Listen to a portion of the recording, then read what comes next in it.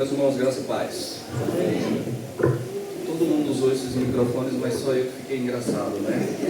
Todo mundo está se ouvindo, que por alguma razão eu fiquei engraçado com esse microfone. Acho que é porque eu sou contra a tecnologia, essas coisas, né? E vocês estão aí. Muito bem, irmãos. Eu havia me proposto, nesse tema que eu escolhi, na verdade, um tema para falar sobre a batalha da santificação. Havia 3 pontos bem específicos que eu queria abordar hoje à noite. O primeiro deles seria nos lembrarmos que a batalha só é vitoriosa quando nós a fazemos por intermédio da cruz de Cristo. O reverendo David falou parte disso hoje pela manhã, ou ontem à noite. O irmão Eduardo, presbítero, missionário, seminarista, também falou alguma coisa a esse respeito. O meu segundo ponto seria as armas equivocadas que nós utilizamos para a santificação, que seria algo como o legalismo, o misticismo. Isso foi levemente tocado, eu também abandonei ele. E o terceiro ponto que eu iria falar hoje à noite era para falar sobre as 3 frentes que nós lutamos, a saber, contra quem nós lutamos?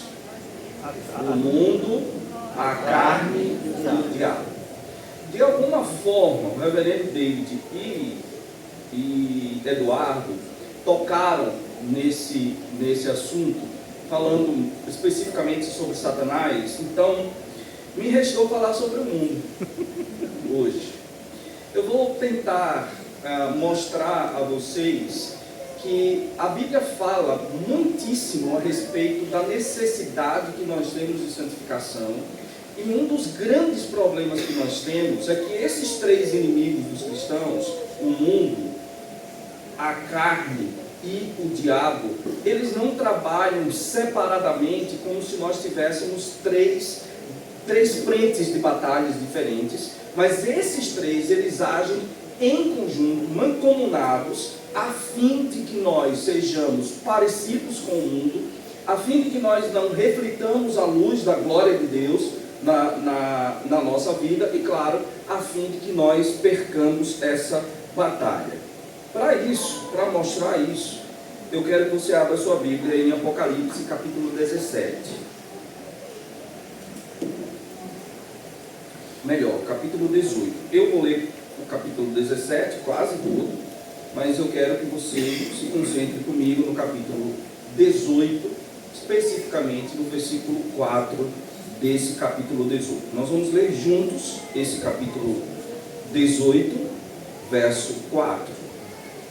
Vamos lá? Apocalipse, capítulo 18, versículo 4. O que é que diz? Ouvi outra voz do céu, dizendo: retirai-vos dela, povo meu, para não seres cúmplices em seus pecados e para não participardes dos seus flagelos. Verso 5. Porque os seus pecados se acumularam até ao céu, e Deus se lembrou dos atos iníquos que ela praticou. Até aqui é a palavra do Senhor. Amém. Um dos personagens bíblicos mais conhecidos de todos nós viveu nesse lugar que o texto de Apocalipse 17 e 18 menciona. Vocês devem lembrar dele. Ele chegou lá nesse local aos 14 anos de idade, sendo capturado pelos babilônicos porque Deus havia enviado o juízo ao seu povo. Daniel, vocês lembram, ele vai até a Babilônia, e lá na Babilônia, repito, quando esse rapaz ainda tinha apenas 14 anos de idade, ele chega numa grande cidade, a capital de um grande império, e tudo que eles fizeram lá, ou toda a tentativa deles lá, era, por assim dizer, babilonizar Daniel. Eles explicaram sobre os deuses deles, eles explicaram sobre uma série de assuntos que somente os babilônicos detinham o conhecimento, mas principalmente eles tentaram mudar a identidade daqueles rapazes, Desses rapazes, 4 são destacados, e desses 4 vocês vão perceber lá em Daniel capítulo 1, que eles não apenas queriam explicar as suas artes, mas eles queriam mudar a identidade deles, tanto que o rei Nabucodonosor mudou o nome de cada um deles e fazia todos os 4, Daniel,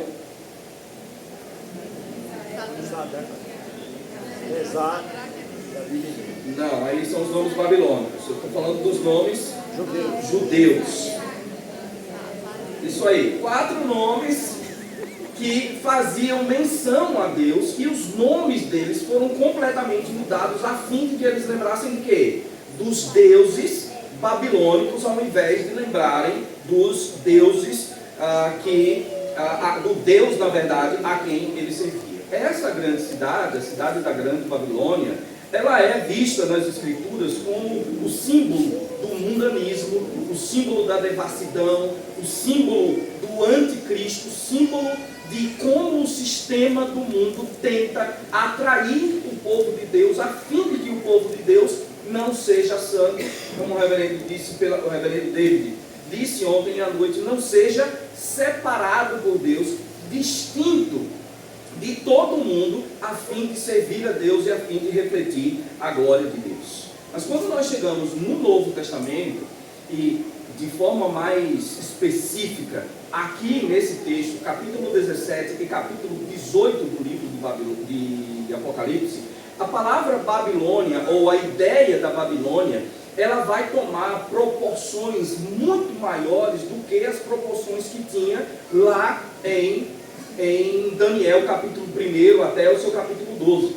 As proporções que ela toma é uma proporção, a ideia da Grande Babilônia, ela toma uma proporção de um sistema mundial imergido no poder de Satanás, a fim de ser contra Deus, a fim de ser contra a igreja de Deus. Vocês vão ver comigo hoje, irmãos, que nesse capítulo 17, João vai nos mostrar 2 coisas. A primeira delas é o mundo. Esse não é o mundo, não estou falando das pessoas. O mundo, o sistema onde nós estamos inseridos, esse sistema que é orquestrado por Satanás, esse sistema que mexe com a nossa carne, que nos leva a fazer algo que é contra Deus, ele é um sistema sedutor. Ele não é um sistema qualquer, ele é um sistema bem arquitetado, bem consolidado, a fim de fazer com que os filhos de Deus se tornem parecidos com os filhos das trevas. Além disso, João vai mostrar também nesse capítulo 17, e eu vou passar muito rapidamente por isso, João vai mostrar que esse sistema que nós temos e que nós estamos vivenciando e que estamos mergulhados nele, João vai nos dizer que esse sistema ele é um sistema que está debaixo do juízo de Deus e que encontrará o juízo de Deus de forma total lá adiante. E por fim, eu quero mostrar a vocês aquilo que nós vemos nesse verso 4 do capítulo 18, em que João diz, que Deus diz ao povo, o que é que o povo deveria fazer? Capítulo 18, verso 4. Retirai-vos dela, ó povo meu. Então, atente, vamos caminhar um pouquinho nesses textos, como eu estou mostrando. Em primeiro lugar, repito, o sistema do mundo, orquestrado por Satanás, ele é um sistema, o texto nos mostra, um sistema sedutor. Extremamente sedutor. Olha o texto comigo. Pode ser que você encontre algumas dificuldades na linguagem que João usa, porque a linguagem que ele utiliza, ela é uma linguagem simbólica, ela é uma linguagem apocalíptica. Há irmãos, principalmente os irmãos que defendem o dispensacionalismo, há irmãos que entendem que isso aqui tudo é literal. Do nosso ponto de vista, né, dos presbiterianos, de um modo geral, esse texto aqui, ele é, na sua natureza, apocalíptico, simbólico, e, portanto, ele precisa ser interpretado também de forma simbólica. Mas, olha, observe comigo, em primeiro lugar, que João vai nos mostrar que esse sistema da Grande Babilônia, o sistema do mundo que corrói a santidade cristã, que nos leva a não refletir a imagem de Deus, ele é um sistema absurdamente sedutor. Olha como João descreve. João diz, perceba, o verso 1 do capítulo 17 agora, tá? Veio um dos 7 anjos que tinham as 7 taças e falou comigo dizendo o quê? Vem mostrar-te-ei o julgamento da grande meretriz que se acha sentada sobre muitas águas, com que se prostituíram os reis da terra, e com o vinho de sua devassidão foi com que se embebedaram os que habitam na terra. Você percebe que o anjo, quando chega para falar com João, o que é que ele quer mostrar a João? O que é que ele diz que vai mostrar a João? Verso 1, leiam e digam. O que é que ele diz que vai mostrar a João? O julgamento da grande Babilônia. É isso que ele diz. E aí você espera, porque o texto ele tem múltiplas visões falando de uma só coisa. Você espera que João mostre a você o que quando fala da Babilônia? Uma cidade. Babilônia não era uma cidade no Antigo Testamento. Em Gênesis nós não ouvimos falar da Babilônia também. Qual é o nome dela lá em Gênesis, capítulo 11? Babel. Então quando João diz, vem que eu vou mostrar a você o julgamento da grande Babilônia, você espera que João mostre a você uma cidade e descreva alguma coisa lá sobre a cidade. Mas ao contrário disso, João começa a falar da grande Babilônia sem dizer necessariamente o que, mas ele chama a cidade de Babilônia de quê? De grande meretriz, ou de prostituta. E ele diz que ela tem autoridade tal que ela está sentada sobre as águas. Dê uma olhadinha comigo no verso 15, você vai perceber que no verso 15 João diz o que são as muitas águas, que esse sistema do mundo, esse sistema maligno está sentado sobre muitas águas, que significa, falou-me ainda, leiam comigo, as águas que viste, onde a meretriz está assentada, são povos, multidões, nações e línguas. O que é que João está dizendo? João está dizendo que esse sistema, ele é um sistema que está por toda a parte e que exerce um poder sobre pessoas em todos os lugares do mundo, sejam em nações, povos, multidões, e ele diz, e até línguas. Aí João continua, ele diz, atente, o que eu quero que vocês percebam é que João está descrevendo quão atraente é o mundo. Não é à toa que nós temos várias ordens bíblicas dizendo que nós não devemos nos amoldar ao mundo.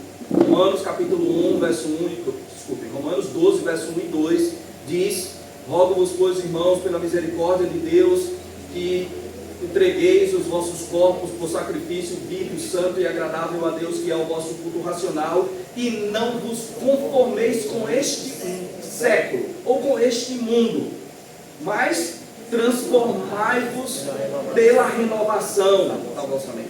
A ideia do mundo ser atrativo é algo que nós precisamos prestar atenção. Não à toa, João disse na sua primeira epístola, capítulo 3, verso 16, primeira epístola de João 3,16, ele diz, não ameis o mundo, nem as coisas que há no mundo, porque se alguém ama o mundo, o amor do Pai não está nele. Porque a concupiscência, a soberba da vida, a concupiscência dos olhos, a concupiscência da carne, passa. Tem umas palavrinhas aí no meio, mas passa. O passa ali, nós vamos ver, isso é o meu segundo ponto. Passar ali quer dizer estar debaixo do juízo de Deus. Então João está, irmãos, preparando o caminho para que eu e você percebamos que esse sistema, ele é um sistema atraente e que como ele é atraente, ele faz com que nós tenhamos uma propensão, uma inclinação a buscá-lo e a querer aquilo que ele tem para dar a nós, supostamente que ele tem para dar a nós. No verso 2, capítulo 17 ainda, João diz, o anjo diz a João, melhor dizendo, com que se prostituíram os reis da terra, né, com essa grande meretriz, e com o vinho da sua devassidão foi com que se embebedaram os que habitam sobre a terra, mostrando o poder, né, desse sistema do mundo sobre todas as pessoas. Mas continuem, vocês vão ver o que João diz. Ele descreve uma mulher belamente adornada. Ele descreve uma mulher bonita. Ele descreve uma mulher cuidada. Ele descreve uma mulher que dá chapinha não, que dá escova inteligente do cabelo toda semana. Ele descreve uma mulher que está bem maquiada. Ele descreve uma mulher que as unhas estão bem pintadas. Ele descreve uma mulher altamente sedutora. Esse é o sistema do mundo. Esse é o sistema do mundo. Algo que quer seduzir os servos de Deus. Algo que quer fazer com que os servos de Deus abandonem a Deus e procurem idolatrar a si mesmo ou idolatrar outras coisas. Verso 3. Transportou-me em espírito. Vejam lá. Transportou-me o anjo em espírito a um deserto e vi uma mulher montada numa besta escarlate, besta repleta de nomes de blasfêmias, com 7 cabeças e 10 chifres. Essa mulher que tem poder internacional, que isso está no verso 1 e também no verso 2, essa mulher também, e aqui está, ela está macumunada com o próprio Satanás. Ele rege esse sistema do mundo. Ele rege esse sistema contra a igreja do Senhor. Quem é a besta que aparece em Apocalipse? Capítulo 12 de Apocalipse, a besta que está lá, o grande dragão, é quem? O próprio Satanás. Há uma besta que emerge da terra, que é o poder político, o poder religioso falso, e uma besta que emerge do mar, que é o poder religioso. Se você quiser discutir isso depois, a gente pode sentar para conversar. Não faz parte do meu sermão agora. Então, no verso 4, observe, irmãos, que como a manifestação da sedução dessa mulher é colocada por João. João diz: achava-se a mulher vestida de púrpura e de escarlate. O que mais? Adornada de ouro, de pedras preciosas e de pérolas. Essa mulher era uma mulher bem arrumada ou mal arrumada?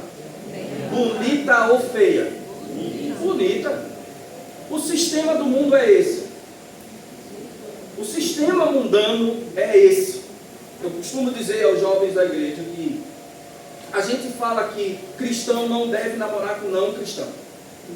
Mas aí, o camarada, o homem, chega para conversar com a jovem da igreja e ele é aquele rapaz educado. Ele puxa a cadeira para ela sentar, leva ela numa pizzaria, puxa a cadeira, bota ela para sentar, compra a pizza, corta a pizza dela em pedaços, conversa com ela, aí a pessoa diz assim: bem, eu não sei, acho que o pastor, os presbíteros estão exagerando demais nessa história de que o crente não pode namorar com o incrédulo, porque da forma que ele falou, parece que os incrédulos são o cão, e o camarada é tão educado, e aí você vai conversando com aquela pessoa e o sentimento vai surgindo, e aí o que acontece? A atração da pessoa por você e a atração sua pela pessoa faz com que você coloque tudo para o lado, todos os seus princípios, todos os seus conceitos, porque esse sistema, ele é um sistema sedutor. Uma mulher bonita, adornada. Só para as mulheres não ficarem chateadas comigo, né? Porque o texto fala de uma mulher. Vão em Apocalipse 21, por favor. Do verso 9 a 12, também lá nós temos o quê? Uma mulher Só que essa mulher é uma mulher pura. Por quê? Porque ela é a igreja do Senhor, ela é a esposa do Senhor. O texto não é machista, não está falando mal de mulher, só está exemplificando como uma mulher o sistema do mundo. Verso 9 a 12, então veio um dos 7 anjos que tem as 7 taças cheias dos 7 flagelos e falou comigo dizendo, vem, a mesma coisa, certo? Vem mostrar-te a esposa do Cordeiro. E me transportou em espírito até uma grande e elevada montanha e me mostrou a santa cidade, Jerusalém, que descia do céu da parte de Deus, a qual tem a glória de Deus. O seu fulgor era semelhante a uma pedra preciosíssima, como pedra de jaspe cristalina.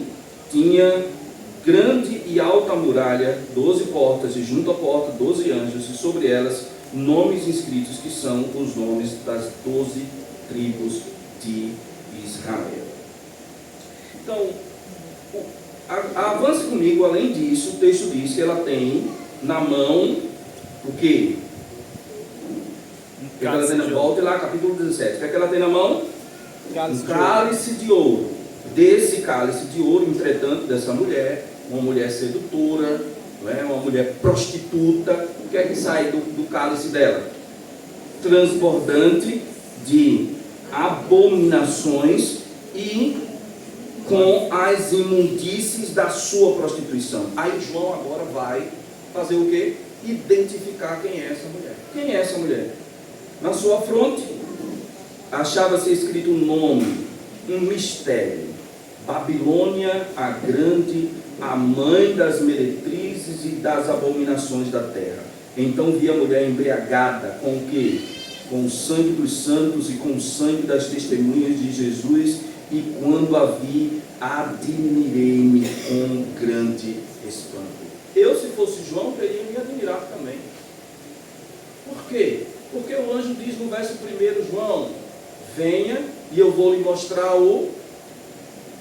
verso 1, vou lhe mostrar o julgamento da grande meretriz. Aí João faz uma descrição da sedução dessa mulher, do poder dessa mulher, de quanto ela é bonita, de quanto ela é rica, de quanto status ela tem, de quanto poder ela tem, de como acomodada ela está com Satanás. E por fim, no verso 6, ele diz, essa mulher, ela é contra os cristãos, ela bebe o sangue dos cristãos. João olha e vê com espanto. Não era para ver o julgamento dela. Por que eu estou vendo isso? Por que eu estou vendo ela bebendo o sangue dos cristãos? Vocês sabem, os adventistas do sétimo dia, né, não são nossos irmãos. Eu bato firme nisso daí. Podem ser irmãos de outras pessoas. Nossos irmãos adventistas não são. Eles não pregam Cristo como sendo o único e suficiente Salvador. Eles dizem que para você ser salvo, você precisa guardar o sábado. Isso é colocar em segundo plano a obra do nosso Senhor Jesus Cristo. Adventista não é irmão. Adventista é uma seita de quem você deve se manter longe. Os adventistas do sétimo dia, se você tiver coragem de perguntar a eles, eles vão dizer que essa grande Babilônia, no livro da profetisa deles, a Ellen White, a grande Babilônia, ouçam, isso é uma afirmação do livro adventista. A grande meretriz é a igreja que se formou pela união do cristianismo com o paganismo, fazendo referência lá ao século 3º e 4º da história da igreja. Se refere à igreja católica e às igrejas evangélicas em geral, porque a Babilônia é a igreja apóstata.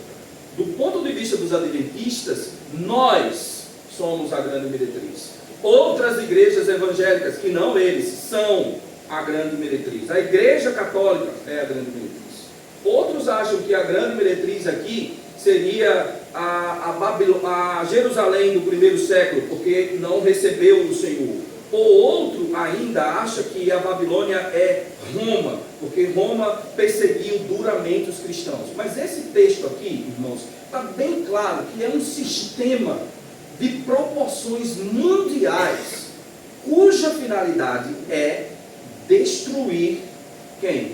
A igreja. Os cristãos, destruir a igreja, mancomunada com Satanás, a fim de destruir a igreja do Senhor. Percebe por que nós temos que batalhar? Por que nós temos que batalhar? Primeiro, porque o mundo e Satanás, o que é que eles são? Sedutores. Sedutores. Eles são sedutores ao extremo.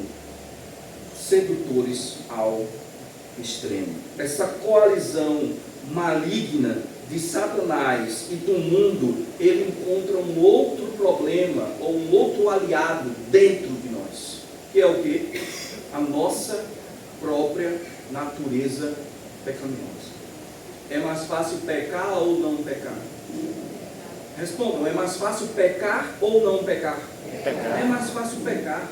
Apesar de sermos regenerados, apesar de termos a nova natureza dentro de nós, esse sistema que está aí, esse sistema que está nos streams que vocês assistem, esse sistema que está nos reels que vocês rolam, esse sistema que está nos vídeos que vocês veem no YouTube, esse sistema que fala a respeito da devassidão moral, da prostituição, do adultério, esse sistema que fala a respeito de você não respeitar ninguém, que você pode ser o que for, que homossexualidade seja masculina ou feminina, é normal, esse sistema, ele é atraente para cada um de nós. Por isso nós precisamos batalhar, lutar pela nossa santificação. Depois, olha, irmãos, eu vou deixar de lado aqui, tem algumas discussões, o restante do verso 17 não é difícil de explicar, mas tem muitos detalhes que eu não quero explicar hoje por causa do meu objetivo, do meu foco, que é falar a respeito da batalha da santificação. Nós vamos passar direto para o capítulo 18, quando o anjo anuncia a queda e o julgamento da grande Babilônia. Lembrem, João disse na sua primeira epístola, eu acho que é 3,16, alguém confere para mim, por favor. Não ameis, é 15. 2,15, obrigado. Quem falou? Obrigado, minha irmã. Obrigado, vai ganhar uma pedrinha no céu. 2,15. 2,15. Não ameis o mundo, nem as coisas que é no mundo. O que João diz lá é que o mundo passa. Passar ali quer dizer que o mundo está debaixo do julgamento de Deus. E esse mundo, tal como vocês estão vendo aqui, de reis se refastelando, políticos ganhando muito dinheiro, e pessoas bebendo e se prostituindo, e chamando vocês, desculpem a expressão, de otários porque não fazem isso, e vocês, moças, porque vocês são pudicas demais, porque não fazem aquilo. João diz, segundo lugar, esse mundo está sob o julgamento de Deus e ele vai passar. Esse sistema, ele está sob o julgamento de Deus e vai passar. Capítulo 18, versos 1 a 3. Ele diz: depois destas coisas, vi descer do céu outro anjo, que tinha grande autoridade, e a terra se iluminou com a sua glória. Essa iluminação dele, para que toda a terra percebesse, é para que o anúncio da queda da grande Babilônia se tornasse muito claro. Então, diz o texto, exclamou com potente voz, dizendo: caiu, caiu a grande Babilônia, se tornou, atentem, veja o que está por trás de tudo, se tornou morada de demônios. Aquele lugar, a grande Babilônia, um lugar importante, habitada por gente importante. Lembre, não é um lugar, é uma condição hoje, certo? É um sistema, habitada por gente importante, políticos importantes, reis da terra, pessoas cheias de dinheiro. Nessa ocasião, o texto diz que espíritos imundos, que ela se tornou morada de demônios, covil de toda espécie de espírito imundo e esconderijo de todo gênero de ave imunda, e detestável. Jeremias capítulo 5, verso 17, não abra. 51, 37. Jeremias profetizou: Babilônia se tornará um amontoado de ruínas, uma habitação de chacais, objetos de pavor, um lugar onde ninguém vive. Por trás disso tudo, irmãos, ouçam isso por favor. Por trás das novelas que pouco a pouco vão minando a nossa santidade, que pouco a pouco vão minando e colocando na nossa cabeça que coisas como não pagar imposto é normal, porque todo mundo faz, relações sexuais fora do casamento também é normal, e que vai inserindo essas coisas na nossa cabeça, crentes em lugares inapropriados, crentes sendo instrumentos de enganos em política, crentes fazendo todas essas coisas. Isso tudo, João está dizendo, é o sistema do mundo que tem por trás de tudo isso espíritos imundos, malignos, um covil deles, uma quantidade exorbitante deles, para fazer com que o mundo viva de acordo com o que Satanás quer. O mundo, esse sistema, ele é contra a igreja. É esse sistema que faz os nossos filhos dizerem palavrões dentro de casa, ou nas suas escolas. É esse sistema que faz os nossos filhos mais jovens ficar com um com o outro, com uma e com outra. É esse sistema que faz com que os nossos filhos não tenham receio de iniciar a sua vida sexual antes do tempo e antes do casamento. É esse sistema, irmãos, que faz com que nós, adultos e crianças e adolescentes, entendamos homossexualidade e tantas outras coisas como sendo normal. É esse sistema onde nós temos por trás dele demônios, onde nós temos por trás dele toda espécie de espírito imundo, embebedando as nações com prostituição, embebedando os povos por conta de status e dinheiro. Esse sistema que quer nos afastar completamente de Deus. E esse sistema, sustentado pelo próprio inimigo, ele não brinca, não tem paz. O crente não tem um dia de paz. Você já ouviu falar disso, não é? O crente não tem um dia de paz. Efésios capítulo 2. Vai lá comigo e depois volto para o capítulo 18 de Apocalipse. Efésios capítulo 2.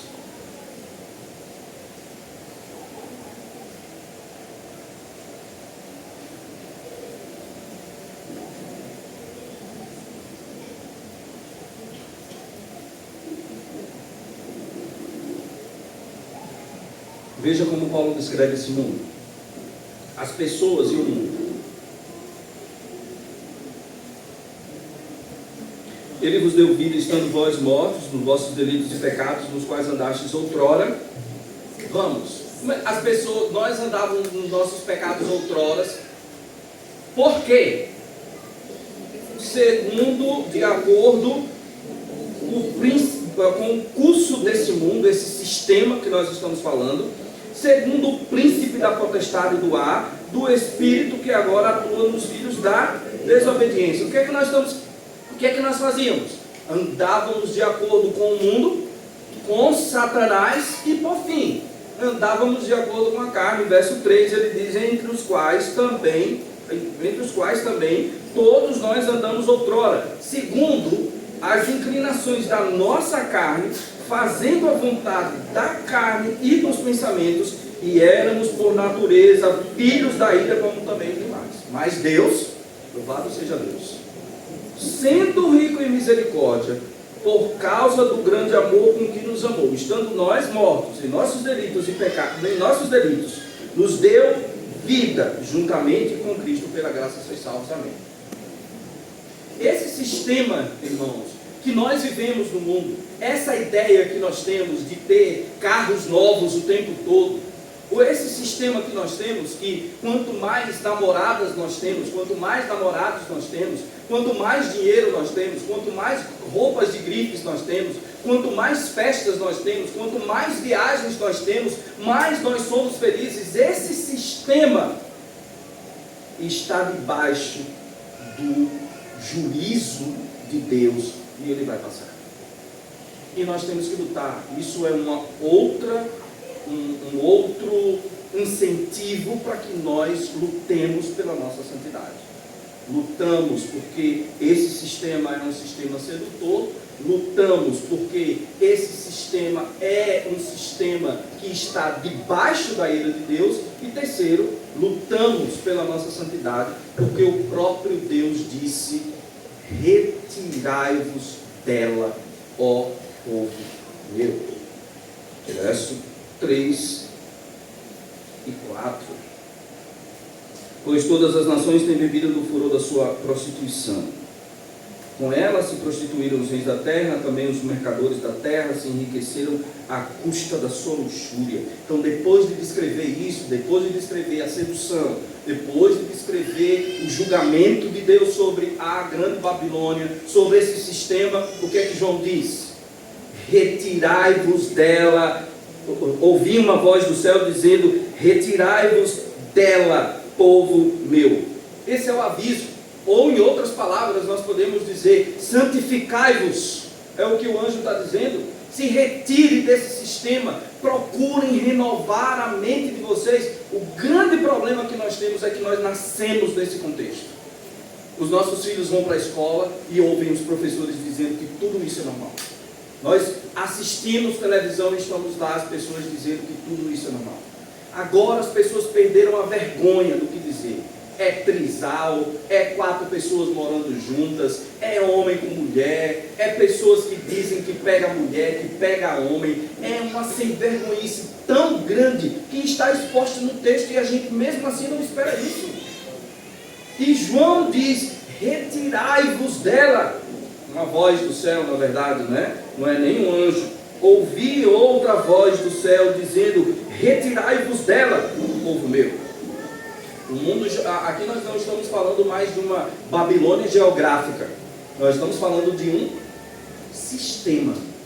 Esse sistema, retirar-se aqui significa não ter comunhão com eles. Não ter comunhão com esse tipo de sistema.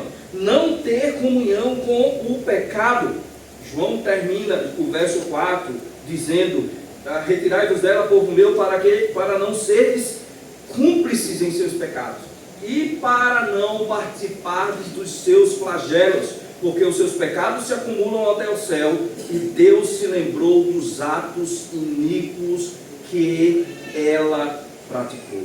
Babilônia, essa saída, melhor dizendo, esse êxodo, como é a palavra que o Dr. Hernandes Dias Lopes usa, não é geográfico, porque Babilônia já não é mais geográfica.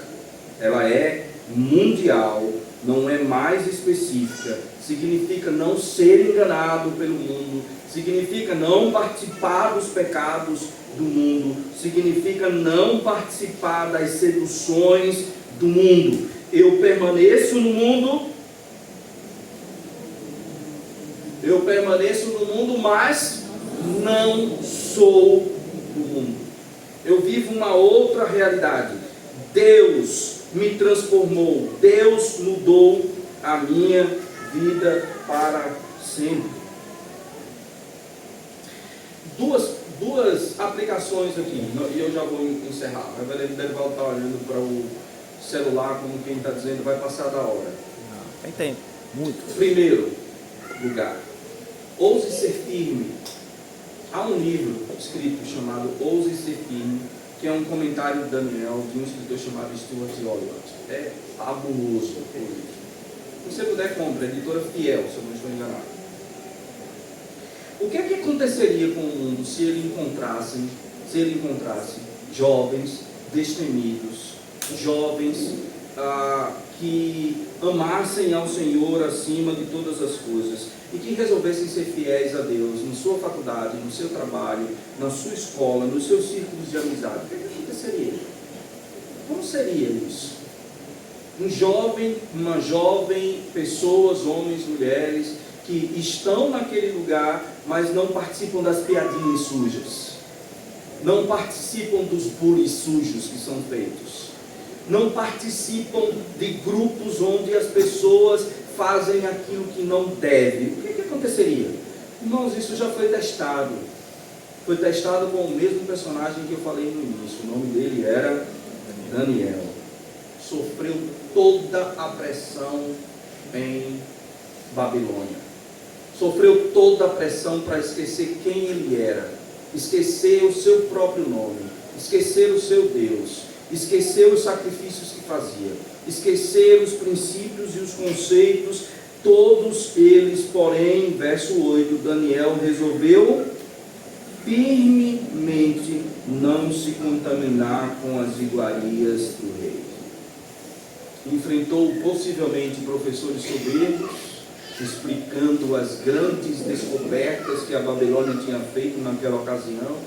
Enfrentou as tentações de ganhar dinheiro com mais facilidade.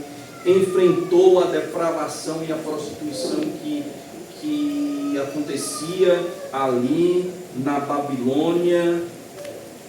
E muita coisa mudou na Babilônia, porque Deus o utilizou para mostrar a realidade do que é um povo que serve a Deus. Ouse ser firme, ouse de forma sábia, com discernimento, enquanto seus colegas estiverem conversando, dizendo coisas absurdas, você dizer: eu tenho uma ideia diferente, se vocês me permitirem falar sobre ela. E você falar a respeito da verdade de Deus sobre aquele assunto indelicado, pecaminoso que está sendo tocado ali. Essa é a batalha da santificação. Senão nós somos englobados pelo mundo. Senão nós somos encapsulados pelo mundo e não há diferença entre quem somos nós e quem é o povo lá de fora. Por fim, irmãos, voltem lá em Apocalipse 17.